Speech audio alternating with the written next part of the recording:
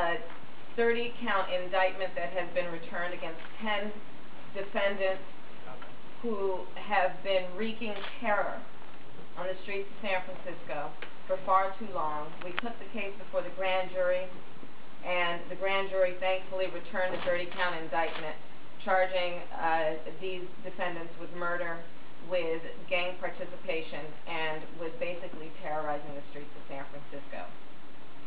We started this grand jury process in December of 2009, and the grand jury returned an indictment on February 25th of this year. The grand jury heard from 77 witnesses over 3 months and heard about the torture that has been experienced by this community because of this gang, the BNT, criminal gang. And the grand jury heard the evidence and believed that the evidence proved to them that these defendants should be held accountable and should be presented for trial.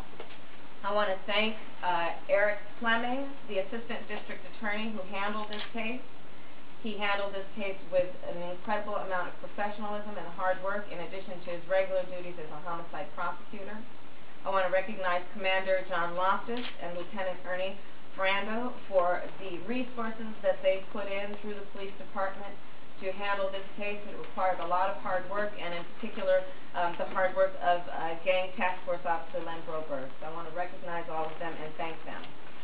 Essentially what this case involves is we put witnesses before the grand jury to talk about a number of incidents of homicide and criminal activity, and these witnesses talked to the grand jury about the murders that they witnessed. In particular, it included the murder of Delvon Field, who was shot and killed in front of his 4 children, his girlfriend, and his mother. It included presenting evidence about the murder of Lloyd Randleston, which occurred 5 days after that victim's 21st birthday. It included presenting evidence of the murder of Gregory Chapman, who was shot during a robbery, and this victim was a bus driver and the father of 3 children. What the grand jury did is they basically said what we know, which is that we're not going to allow these individuals to terrorize our streets. These folks thought they got away with these cases. These folks thought that we were not going to remember what they did. A lot of them were walking the street feeling empowered and emboldened. But instead, through the collaboration of the police department and the DA's office, we have a total of 3 murder counts. We have 1 count of conspiracy to commit murder, 1 count of attempted murder, and then 1 count of shooting into an occupied vehicle.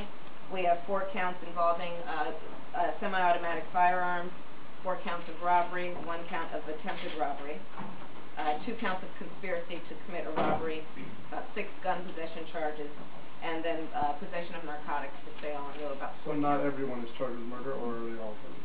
Correct. Not all are charged with murder. And what can you tell us about the gang and what this is going to do to that gang? This is going to cut the head off of that gang. This is going to decapitate that gang. And that was the whole point of it. You can talk to folks out in the community and they know that there is a handful of people who are wreaking terror. And by pulling those specific individuals off the street, we believe we will incapacitate the ability of this gang to operate in the way it has been operating.